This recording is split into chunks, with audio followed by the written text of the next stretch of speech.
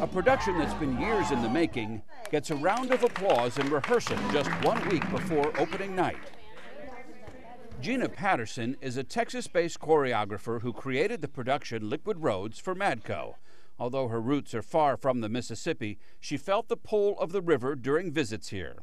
I know for me, water has always been, it's always something really sacred and spiritual, and any city I'm in, I really gravitate towards the water. And the very first time I was here, I was staying at a place right on the Mississippi, and so I went there right away, and you can just feel the history, and those feelings make their way into what I do, you know, whether it's a conscious thing or not. Liquid Roads grew out of a previous performance called Second Line, part of New Dance Horizons, a project created by Dance St. Louis's Michael Utoff. Second Line was choreographed by Patterson and, like this production, featured jazz, swing, and blues music. Audiences loved it. I was getting phone calls like crazy in the following week from people that hadn't even seen the piece saying, oh, we have this corporate event, we heard about this piece, would you come perform it? Or we have a special event, or, you know, and I think we performed it maybe 10 or 11 more times in the next 6 months, and then I knew I had something special that I wanted to build on.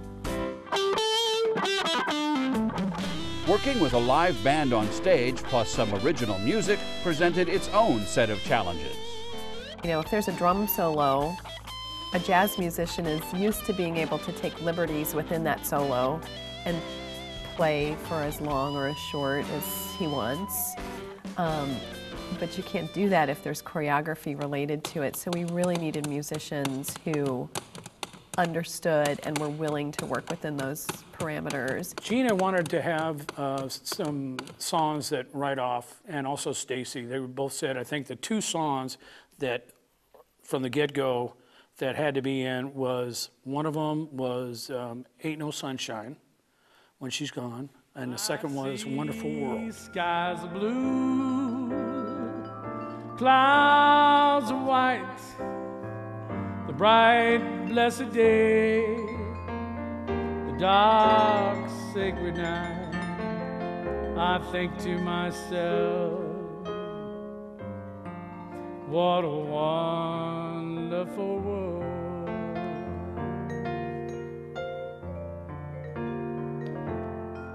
All the colors of a rainbow, so pretty in the sky, shine also in the faces of people. So once that we established that, I had a lot of ideas, and then we got together and she said, you know, we're talking about, you know, the river, the swirling waters, floods, beginnings and endings, kind of like a storyline, and we'll call it a song palette.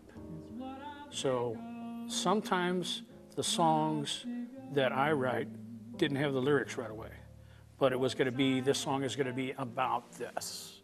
I work very intuitively when I'm trying to decide what a piece is going to say, or what is the story behind it. Because even though I work in a contemporary language, I really love telling a story, and it might not be a literal one. Once the idea of original music came into play, it really opened up what Liquid Roads could become. I started by just drawing from pieces that Brian had on CDs and ones that I had liked, and then I came here and started doing research. We went on a riverboat tour, which really inspired a set design, and we went to Union Station, where, you know, that was really a hub for, you know, once cities started expanding. The inspiration of all of it was really the music that's come up the Mississippi and sort of settled into all the cultures along the river. I think of the Mississippi River. I think of that as the first U.S. highway up north and south. And that brought a lot of people up, and with the people that came their traditions and their music. And here in St. Louis, I think that we really should have the titles of the crossroads of music. At the premiere performances, audience members got a chance to experience the music of the river firsthand. Dancing in the lobby, music by the Sydney Street Shakers, and even a special Liquid Roads cocktail created the fun atmosphere. With no intermission, multiple costume changes, and interactions with dancers built in, the show is designed to immerse audiences in the experience. From the moment the audience enters the building, they are in the experience, and they don't leave it until they walk out an hour after the show.